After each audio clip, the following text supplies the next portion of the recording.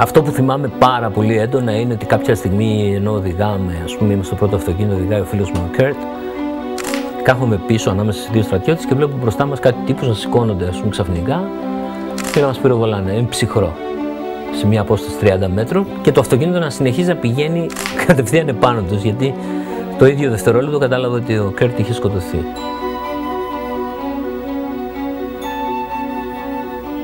Κάποια στιγμή κατάφερα και πήδηξα έξω από το αυτοκίνητο, κρύφτηκα στη ζούγκλα περίπου 4 ώρες, έκανα όλα εκείνα τα πράγματα που θεωρητικά είχα μάθει τόσα χρόνια για να επιβιώσω.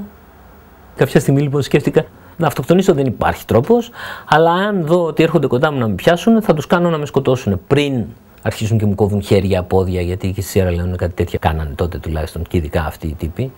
Οι αντάρτες του RUF. Βέβαια, κράταγα την ψυχραιμία μου, δηλαδή έκανα τα σχέδιά μου, πώς θα επιβιώσω. Έκανα χάρτες, διάλεγα το δύσκολο αυτό για να μην έχει νάρκες, ξέρω εγώ, όλα αυτά τα. Και κάποια στιγμή, βέβαια, έφτασα στο σημείο που είδα ότι τα πράγματα είναι τόσο δύσκολα και τόσο τραγικά, που λέω, νομίζω ότι έφτασε εκείνη η στιγμή που ο άνθρωπος προσεύχεται.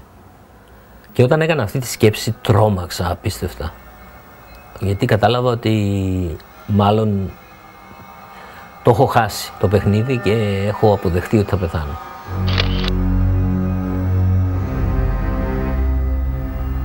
Κάποια στιγμή άρχισα να τραβάω τον εαυτό μου γυρνώντας προς τα πίσω, σκεφτόμενος ότι ok, τώρα κάνω ρεπορτάζ στον εαυτό μου και αν σκοτωθώ, πιθανώς κάποιος να βρει την κάμερα και να πει «Α, να, αυτές ήταν οι τελευταίες φωτογραφίες».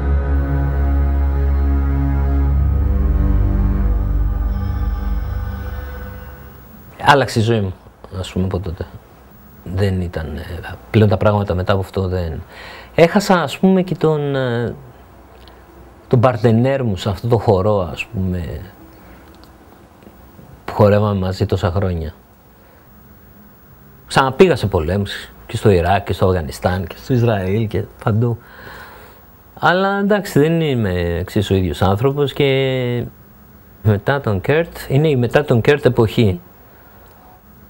Ήταν για μένα ο καλύτερος πολεμικός ανταποκριτής όλων των εποχών, ένας καταπληκτικός άνθρωπος που θα καθόταν μπροστά σου να φάει τη σφαίρα για να μην τη φας εσύ. Όπως έκανε στο τέλος.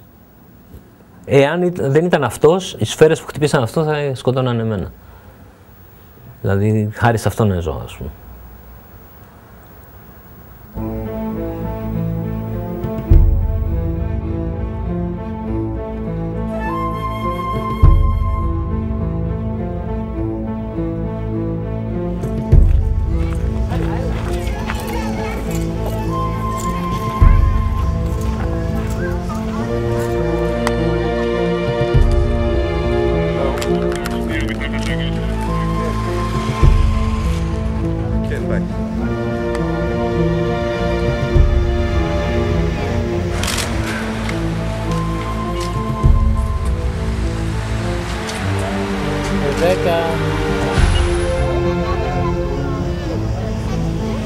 Bella.